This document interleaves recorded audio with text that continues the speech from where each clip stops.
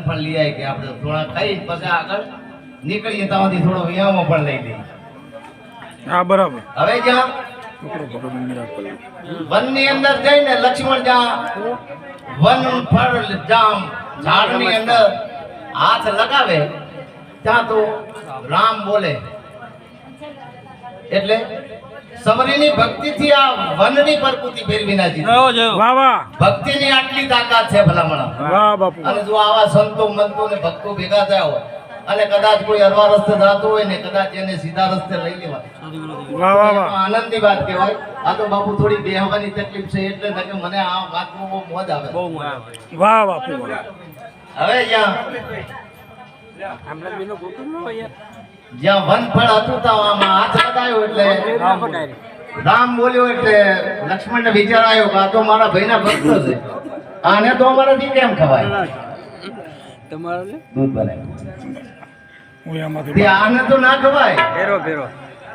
આ આખા વનની અંદર લક્ષ્મણ ફર્યા પણ જ્યાં ઝાડને હાથ લગાવ્યા ત્યાં કે રામ રામ રામ. વાહ વાહ. એટલે લક્ષ્મણ તો આખું વન ફરીને પાછા આવ્યા.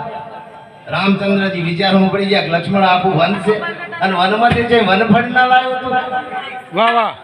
કે પ્રભુ જ્યાં ઝાડને હાથ લગાવું જ્યાં પ્રકૃતિને હાથ લગાવું ત્યાં રામ બોલે છે મારે કઈ રીતનું આ વનફળ લાવવું.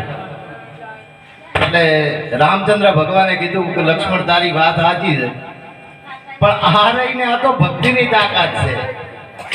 જે સબરીની ભક્તિથી આ છે ને પ્રકૃતિ ફેરવી નાખી છે. વાહ બાપુ. તે તું ફળને જ્યાં હાથ લગાવે રામ બોલે તારે એક પ્રશ્ન પૂછવાનો કે રામ હાચા પણ કયા રામ? જો કદાચ એમ કે આ ખબર નથી મને કયા રામ તો ઈ ફળ તોડી લેવાનું નહીં ખવાય.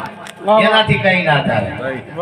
તારે કીધું કે એક રામ ઘટ બોલે બીજા દશરથ કર બોલે બીજા સકલ પિસાના શક્તિ ચોથા રામ શક્તિ ન્યારા.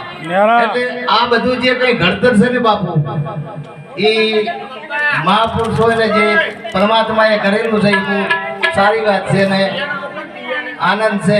મારાથી જાદુ બોલાતું નથી એટલે હવે તમે બોલો સતી કરું દેવની વચ્ચે આગળ